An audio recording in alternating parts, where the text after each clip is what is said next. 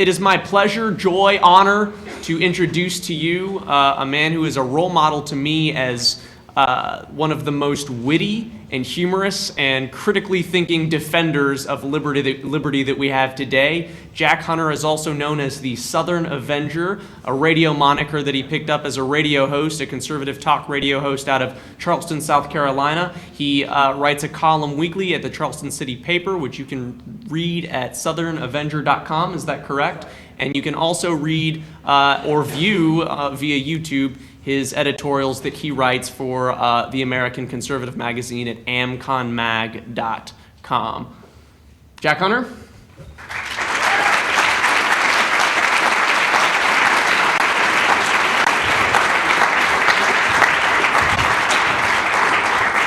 Well, it's good to be with you this evening. I assume everybody can hear me just fine. The other speakers came through. You all know you're crazy as hell, right?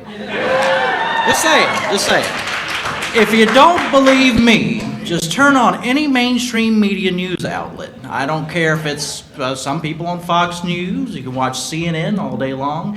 MSNBC, guys like Chris Matthews will have a conniption fit that people like you sitting in this room, you Tea Partiers out there with these crazy ideas about, oh, I don't know, limited government, or worse and more sinister perhaps, the 10th Amendment, or even more crazy, nullification, which is why we're all here today. You're just out of your gourds. You are completely insane. You've completely lost touch with reality. Well, what's the definition of sanity? What makes sense to these people, these mainstream media people? Doubling the size of government under George W. Bush, I guess they were pretty okay with that. That seemed to be fine. Tripling the size of government under President Barack Obama. Well, you know, they might not like it, but it's not crazy. It's respectable. It's mainstream. Oh, I don't know, the largest entitlement expansion since LBJ with George W. Bush with Medicare Plan D. Well, that's respectable. That's okay. No Child Left Behind, the biggest intrusion into education by the federal government in decades with George. Well, that's okay. You see what I'm getting at? Obamacare is just a wonderful thing. That's not crazy. That's not extreme at all.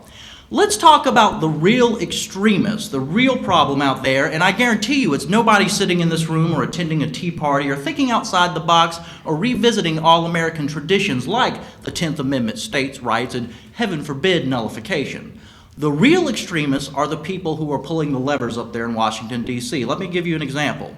When Obamacare was pushed through, passed through, whatever you want to call that scheme, Nancy Pelosi, I don't think there's a lot of Nancy Pelosi fans in this room here tonight. Miss Nancy Pelosi was asked by a reporter, Madam Speaker, where in the Constitution does it give you the authority, Congress the authority to mandate health care? She said, are you serious? The reporter, to his credit, actually said, yes, I am. Where in the Constitution, which supposedly binds you and limits government, that's the whole idea of the document, do you have the right in Congress to mandate health care? She said it wasn't a serious question. To give you, that's extreme, by the way. That's crazy. That's the whole idea of the Constitution. You can't do A, B, and C. Read the document. You took an oath to uphold it. When Elena Kagan, who's on the Supreme Court now, unfortunately, was asked by Senator Tom Coburn, and I'm sure many of you remember this, and he asked, it was a hypothetical, and it's a silly thing, but, you know, given the other silly things our federal government do, you never know. Senator Tom Coburn asked Elena Kagan during her confirmation hearings, does the federal government have the power to force Americans to eat 3 vegetables a day? She sort of snickered and ma'am, I would like you to answer the question, said Senator Coburn. And she sort of danced around it and said it's silly and not a good idea, but yes, at the end of the day, the federal government has the power to make Americans eat 3 vegetables a day. Now, let me ask you this, since we're talking about nullification and the 10th Amendment, the Bill of Rights, and the Constitution, does anybody in this room, anybody on this earth, believe that George Washington, James Madison, Thomas Jefferson ever envisioned a government that would be powerful enough not just to mandate health care, but to make sure you eat your vegetables? Yeah, that is definitely not what they had in mind. Well, we're here talking about nullification. I can't tell you how glad it makes me. My name, my moniker, the Southern Avenger, comes from my own background and passion about states' rights and decentralized government and sort of getting back to a more sane system of government, which is basically our U.S. Constitution unabridged by the different federal, nonsense they've come up with over the years where they can basically do anything like force us to eat 3 vegetables a day. They keep making up all these new rules. We need to back up a little bit and go back to what the Founding Fathers intended. And now I know I'm preaching to the choir, but we sort of have to put everything in context to know where we need to get to. James Madison wrote that the powers delegated to the federal government are few and defined, and those of the states are numerous and definite. Pretty simple stuff, right? The states have the majority of the power. They have the sovereignty. They can make these decisions. Jefferson's theory of the Constitution was that it was a compact among the states where certain limited powers were given to the central government. What are they? Well, they're spelled out in the Constitution. You know, that rule book that Nancy Pelosi doesn't think has any binding on what she does for a living. That's where we're at today. That's why I bring that up. We believe in limited government. Our leaders in Washington, D.C. believe in unlimited government. Just ask them. That's exactly what they believe. So for us in this room to say, well, Obamacare is something a majority of Americans don't like. Certainly a majority of people in perhaps Tennessee or where I'm from in South Carolina or maybe some other state. No, we're not going to accept it. We're just not going to do it. And, well, you can't do that, says Chris Matthews. This is crazy. What year is this? You can't do things like that. You have to listen to the federal government, says the talking heads on CNN and all the experts, quote-unquote experts out there. You can't just say no.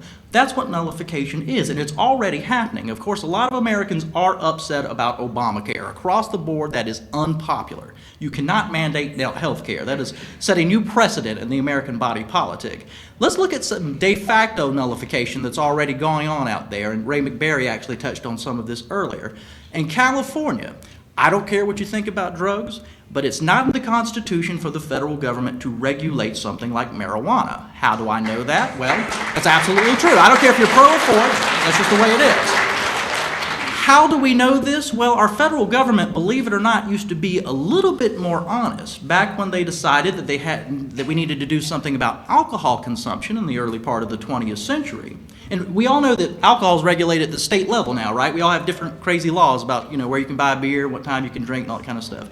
When they decided at the federal level in the early part of the 20th century to pass prohibition, what did they do? They enacted the 18th Amendment. They were honest. Constitutionally, we have to add an amendment, to regulate alcohol.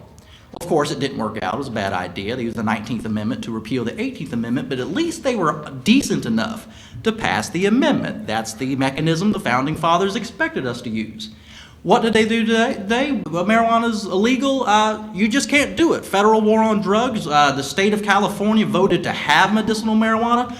Well, you just can't do it. What we're seeing in California today, where you can pretty much purchase medicinal marijuana, doctors can prescribe it, is de facto nullification. You don't have to necessarily stand up and say no if they're not going to do anything about it.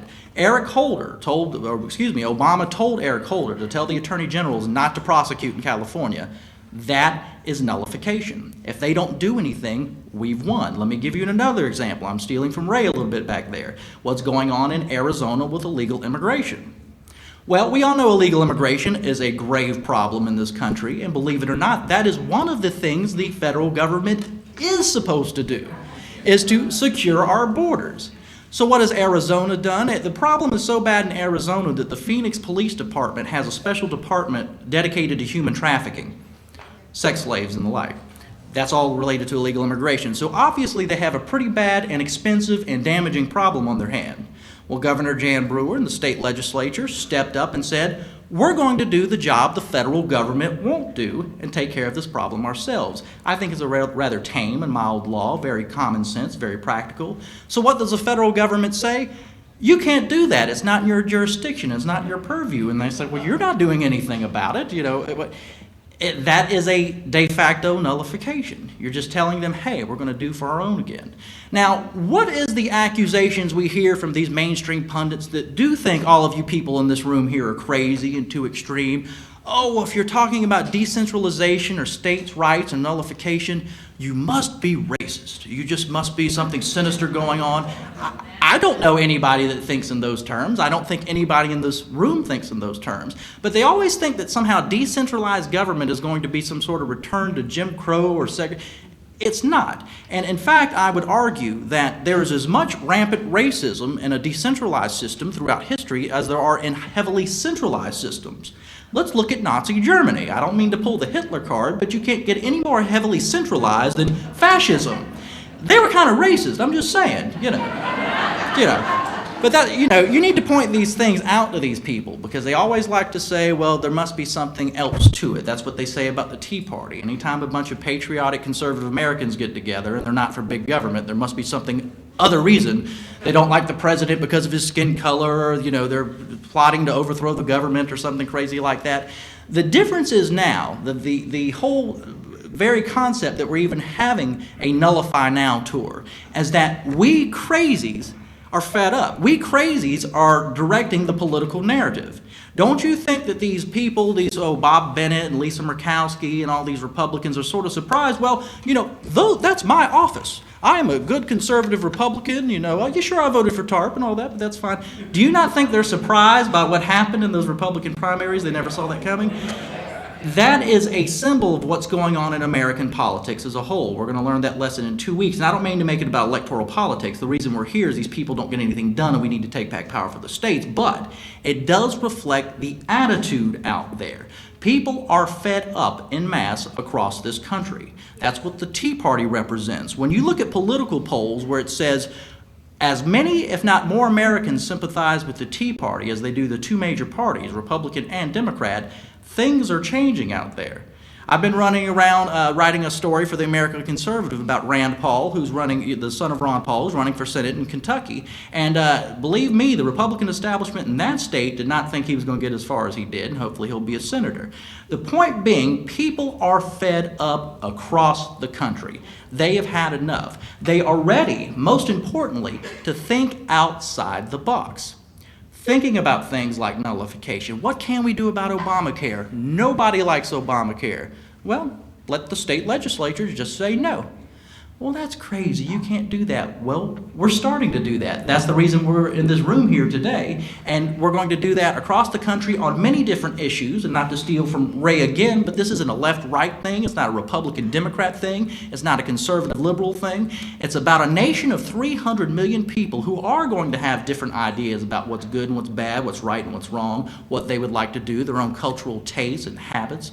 They're going to have different ideas about how things should be done. As a practical matter, it only makes sense to let states make the decisions. That's the only thing you possibly can do. I don't need to tell people in Vermont or California how to live, and I would appreciate the same respect. They don't need to tell me how to live. Better than that, the federal government doesn't need to tell us all how to live, and that's the most important part of that equation.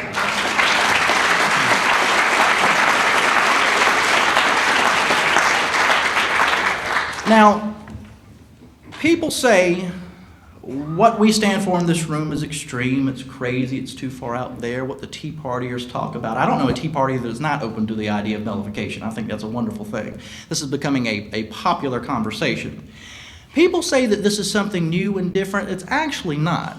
The aberration, on the conservative side of things at least, are the Republicans we've had for the last 30 and 40 and 50 years who say they're conservative or they're for states' rights or for local control, and you get nothing. It's an abysmal failure. I had some gentleman one time tell me I was a little too radical with all this states' rights and nullification talk and all these things I'm saying. And he said, I've been in the conservative movement for 50 years and you don't tell me. I said, sir, well, you need to do a better job because you didn't really get too much done. Just saying.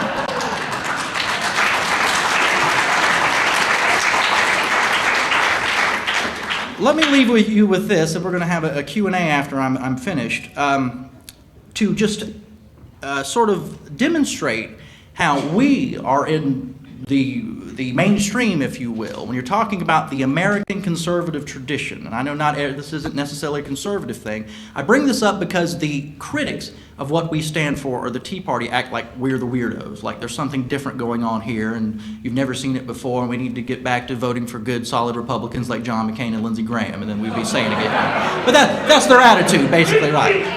Well, flimsy Grahamnesty is what we call them in South Carolina. We go the whole route. The point being, if you're talking about American conservatism, why don't we start with the standard bearer, Barry Goldwater? Even Chris Matthews would agree that Barry Goldwater is Mr. Conservative. This is a quote from Barry Goldwater in his famous book from 1960, The Conscience of a Conservative. Listen to this and just listen to how radical this sounds. This could have been written by Thomas Jefferson or, quite frankly, anybody in this room. It's true. Says Barry Goldwater, quote, "The turn will come when we entrust the conduct of our affairs to the men who understand that their first duty as public officials is to divest themselves of the power that they have been given. It will come when Americans in hundreds of communities throughout the nation decide to put the man in office who has pledged to enforce the Constitution and restore the Republic." I know this is getting a little crazy. "Who will proclaim in a campaign speech, 'I have little interest in streamlining government or in making it more efficient, for I mean to reduce its size. I do not undertake to promote welfare, for I propose to extend freedom.'" It's getting even crazier. "My aim is not to pass laws, but to repeal them. It is not to inaugurate new programs, but to cancel the old ones that do violence to the Constitution or that have failed in their purpose or that impose on the people an unwarranted financial burden. I will not attempt to discover whether legislation is needed before I have first determined whether it is constitutionally permissible." I'm sorry, Ms. Pelosi, that's the way to do it.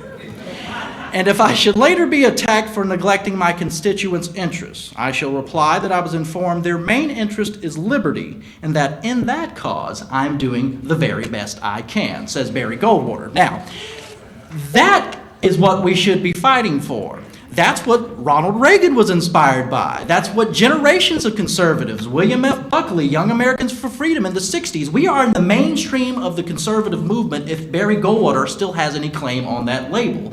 Nullification is in the mainstream. The Tea Party are in the mainstream. And the imposter Republicans who have pretended to speak for us for years need to go, and they are the ones that are the extremists, quite frankly. They need to be gone.